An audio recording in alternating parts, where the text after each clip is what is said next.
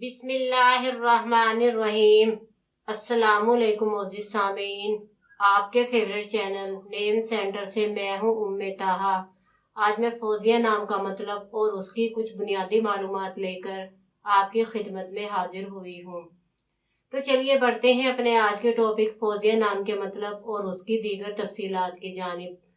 फौजिया की इब्तिदाई मालूमात हमें अरबी ज़बान से मिलती हैं। जिनसी तौर पर यह नाम लड़कियों के लिए इस्तेमाल किया जाता है। मजहबन ये एक मुस्लिम नेम है।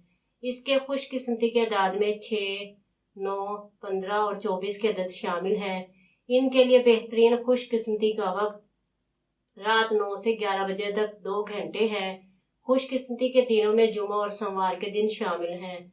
अगर बात की जाए इनकी ज़िंदगी में पाई जाने वाली खसूसियात की, ये बहुत ज़्यादा हसास तबीयत की मालिक हैं, मगर अपने माली हालात को बेहतर बनाना चाहती हैं।